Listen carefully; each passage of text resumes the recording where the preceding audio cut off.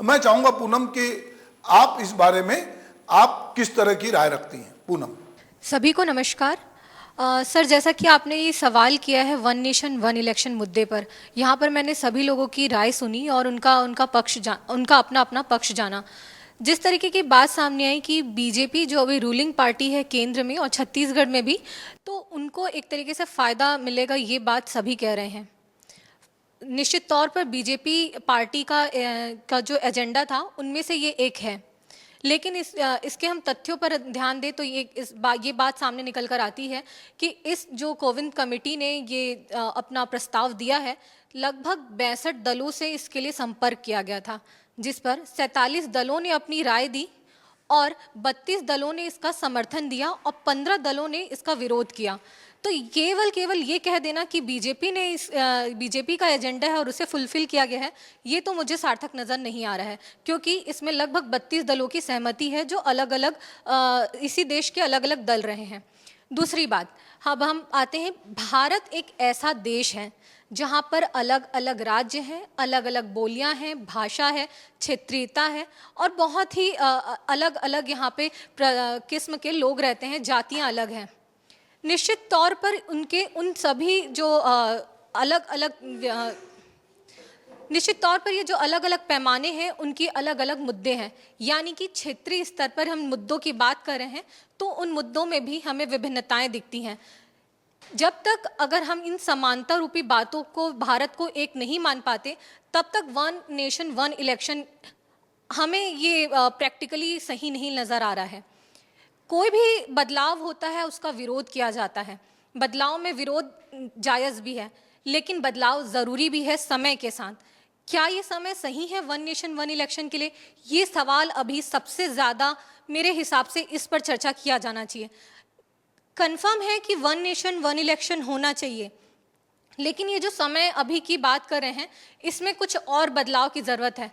भारत एक समरूपता नहीं ले आ पाता, तब तक इस पर हम नज़र नहीं डाल सकते। दूसरी बात, IDFC ने 2015 में एक रिपोर्ट फाइल की थी जिसमें ये वन नेशन वन इलेक्शन पर उन्होंने उस समय अपनी प्रतिक्रिया दी थी। लगभग 77% उनका ये मानना है कि अगर वन नेशन वन इलेक्शन लागू होता है तो जो केंद्र है और ये राज्य है, इस पे एक प्रकार की शासन, यानी एक विपक्ष के लोग शामिल हो सकते हैं। लेकिन अगर वन नेशन वन इलेक्शन लागू हो जाता है तो ये घटकर 61% हो जाएगी, यानी 77 से 61% का डिफरेंस हमारे सामने नज़र आ रहा है। तो ये इसके लिए है कि समय के अनुरूप इसमें बदलाव ज़रूरी हैं। और एक इसमें मैं बात ऐड करना चाहूँगी, परिसीमन की बातें कर रहे हैं क्योंकि ये वोटर लिस्ट निकालने के लिए सबसे बड़ा मुद्दा है। वोटर लिस्ट पे बदलाव परिसीमन के बाद ही संभव है। परिसीमन अगर हम देखें तो 2002 के बाद से नहीं हुए और 2008 के परिसीमन पे ही चुनाव किए जा रहे हैं। अभी जो परिसीमन होने वाला है वो 2026 का, और इसके पहले अगर हम बात किए 1951, 52, 63, जिसमें ये वन नेशन वन इलेक्शन किए गए, आपने विजय जी ने ये बात की कि उस समय की जो जनसंख्या थी वो कितनी थी, तो उस समय की जनसंख्या मात्र 17 करोड़ थी।